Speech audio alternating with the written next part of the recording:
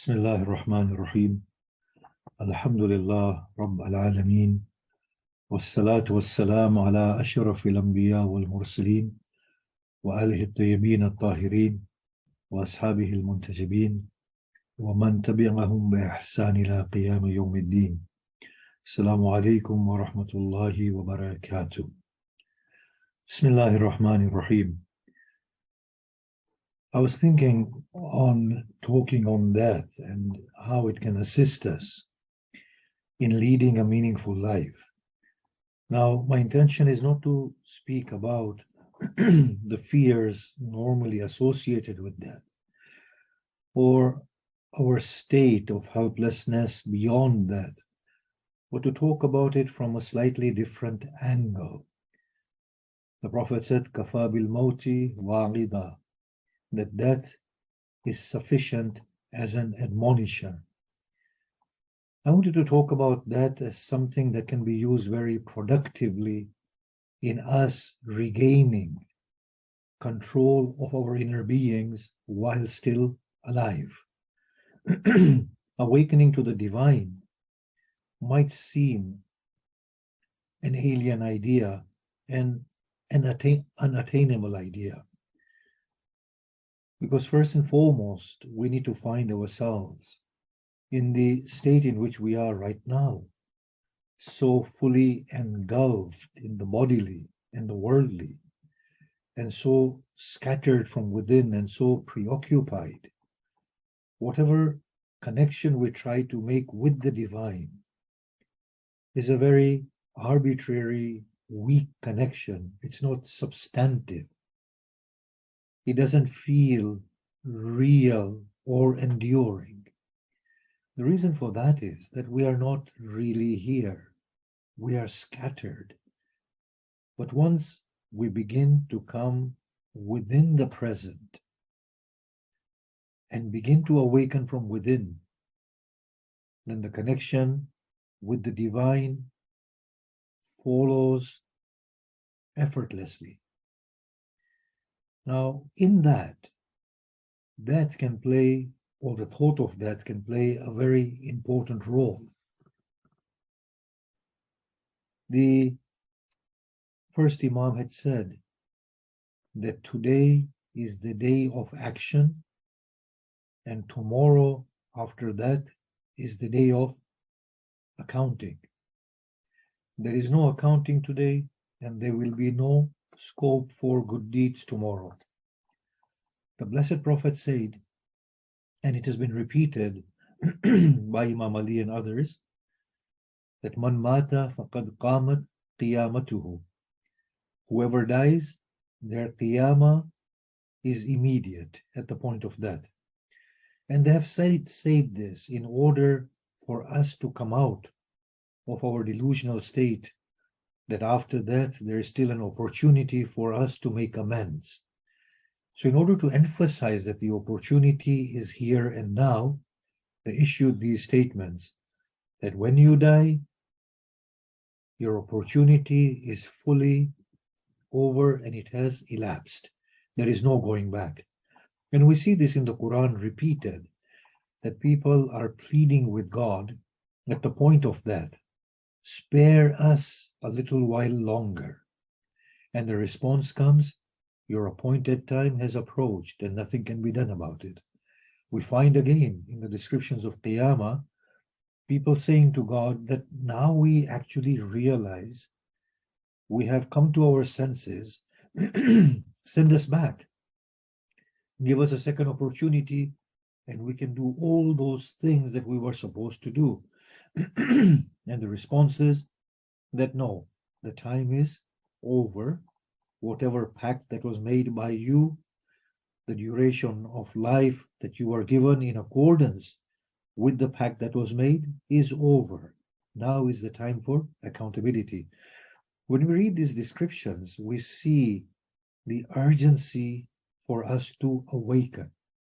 Now, failure of awakening leads to what the Prophet and the Imams have described, and what the Quran gestures at is the biggest torment, and that is the realization of having failed an opportunity, and regret at not making the most of it. As I said, I'm just giving this prelude for the sake of it serving to awaken us at present, not to frighten us of death. So Imam Ali states that a dying man begins to think, what was it all about? How did I spend my life? Where did I waste it? Then he expresses that when death reaches its peak and the limbs have become lifeless, the dying person wishes to take his hand and bite his knuckle in regret, and says to others, if only I had not gathered whatever I have gathered for you to inherit, because I am left with the burdens going onwards. If only I would have used my time profitably. If only I were not to have been so immersed in the worldly life. That will be the regretful state of a person who is dying. Now, based on that prelude, the unpredictability of death, and when it might come, if that can be reminded to us by ourselves, that it can assist us in gaining a proper perspective on life. It can allow us to slow down a little bit, and it allows us to become mindful and not to react immediately, impulsively with the situations and interact in the fashion that we are right now accustomed to. The Blessed Prophet, when he would sleep at night, he would place his right palm under his right cheek, and he would say to Allah, O Lord, I give you back these eyes that were taken from you in trust. Forgive me if I have displeased you through them. I give you back my ears, the whole of this body. Pardon me if instead of serving you, it has displeased you. And he would fall asleep with this understanding that this may be his permanent sleep, and that he would not awaken in the morning once again. The fourth Imam, whenever he would awaken in the morning, the first thing he would say, O Lord, I thank you for awakening me to a fresh opportunity. Had you wanted, you could have made my sleep a permanent sleep. We see this attitude that when death is understood accurately, it allows us to become more productive and less wasteful. So now think about it in our practical terms, at several levels, in our interactions. Obviously, the very first and mundane interaction is livelihood, that we would not want to lie for the sake of procurement of our livelihood, for we would step back and say, I'm not sure if my next breath is guaranteed. I need not lie. I need not cheat. Let me be honest and trust God instead.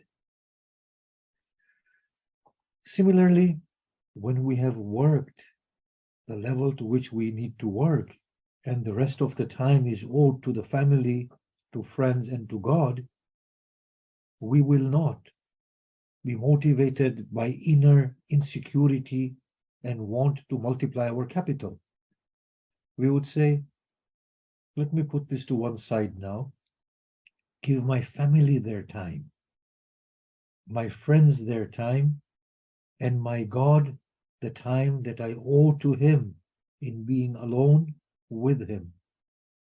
That's at a very mundane level.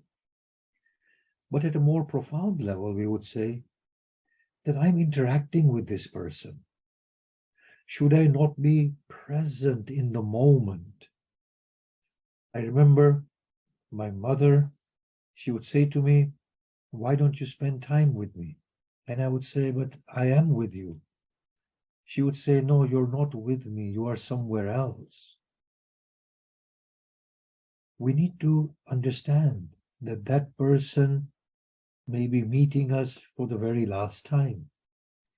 We may be in their company for a very last time because we may go. For the moment that we spend, let us make it a moment filled with quality and with depth. And I'm sure many of us will attest to this, that we can spend hours with a loved one and they don't feel fulfilled because we are not truly there. On the other hand, we can spend minutes with the loved one and they feel fully satiated that you gave me all of your time. To start respecting people when in their company. To start respecting ourselves, that I might go and this opportunity may go with me and I will go with a regret. Similarly, there are people who annoy us. Bring the thought of that to mind, that this may be my last interaction. Don't react so spontaneously in the predictable manner, but step back and say, no, I need to interact with this situation in a meaningful way. Let me not get perturbed from within. Let the heart be allowed to let it go, and then react in a most beautiful, most befitting manner. This is at the level of interaction with others. I mean, we might have difficult situations in our interpersonal relationships. If we can interact positively and then subsequently react in a measured manner, then that can go towards mending that relationship and also allowing the other person to grow and to flow properly. Now we come to the more intimate challenges. We will, as a part of our humanity and human condition, be faced with very uncomfortable situations. We will lose our capital. We will lose our dear ones. We will face the wrath of others. Beyond that, we will fall sick. We will lose our health. Now, in all these instances, if we can just be mindful that the body may breathe its last at any point, then in that case, we can make that apparently unbearable situation a meaningful means for our inner liberation and deepening of the soul. If when our capital diminishes, we say to Allah, O Lord, I may be coming to you the very next day. Who knows? Or as Imam Hussein said, if you keep me alive, then I turn to you to provide my sustenance to me. Let me not be engulfed with this worry.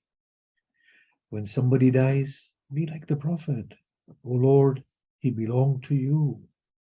You gave him to me. I cherished the time I had with him. You have taken him back. You are the owner. As you own me, and I too shall come back to you. What happens there is that instead of becoming immersed in that situation and for it to compound inside and cause that turbulence and that turmoil, through the remembrance of death, we are able to let it go. When we are afflicted with sickness, we can say, well, the whole body is going to go anyway. The sickness might be my last one. It may be cured. If it is my last one, then it's a source of purification for me. If it will be cured, then it will be a new opportunity for me. at that level to understand that we are here for the moment and we may be gone after that moment. Now, also, we have a lot of other things, complications going on within us. And we want to talk about these gradually as we go along, maybe not today, but in the weeks to come. There are a lot of instances in our lives that have caused us a lot of either heartache, or embarrassment, or have led to complications within our personality and psychology. Once we become mindful and step back and look at them afresh with this understanding that I am going to go on now at any point, I can't let these memories hold me back. Slowly and gradually, we can take these cancers out of our consciousness and begin to arrive at that deepened sense of existence and substantive being.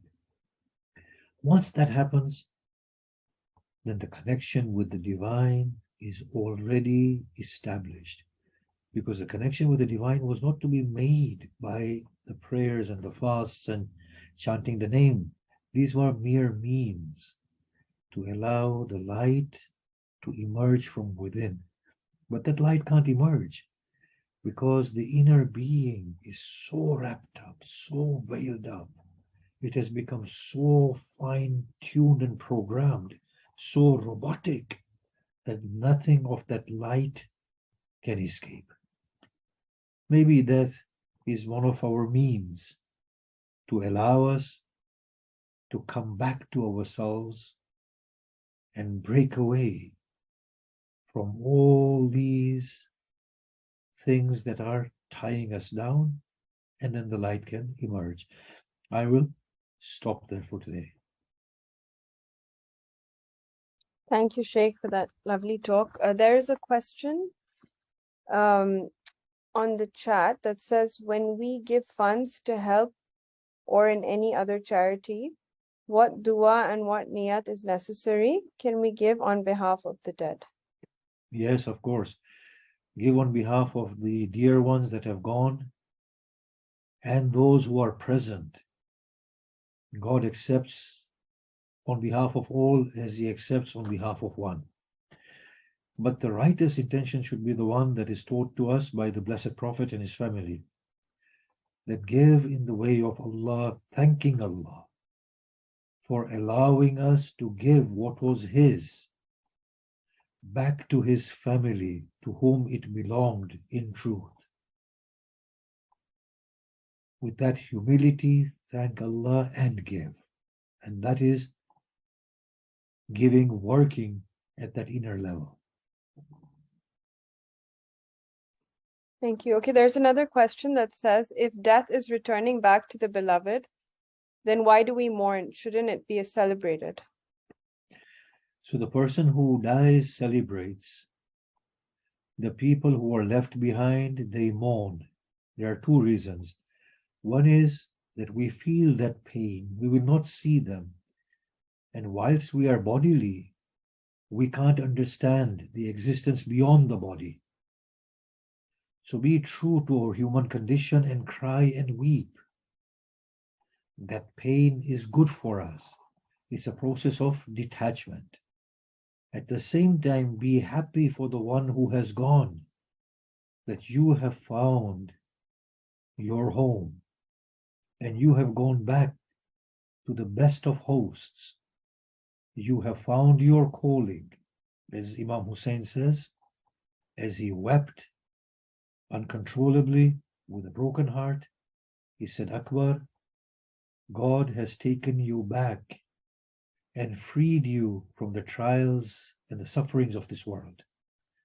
So he's pleased for his son, and he is paining at the loss of his son from the domain of this world. We need to be true to the way our human dictate is. There's another question that says, how do we learn to trust God? So it's a slow process. It's a slow process. But one of the things we can initiate is that at nights before we go to sleep, go into a sajda and say to Allah, "Oh Allah, I am distrusting of you, and I know that you are someone I should be trusting. Assist me and help me to trust your discretion and your decision." Once we do that often enough, we come to a next level in which we say, "Oh Allah, rather than praying and pleading to you for this thing that I want, today I will not ask you. I will leave it to your discretion." So slowly, gradually, this process initiates the heart into having confidence with Allah and in Allah. Okay, thank you, Sheikh. There's another question that says, how much truth is there on the hadith of adab in qabr? Are these true hadith authentic? So Allah subhanahu wa ta'ala is not waiting to seize us and to punish us. Don't think of God that way. Allah is merciful. Yet the Prophet used to frequently make prayers that, "O Lord, spare me the ordeal of the grave."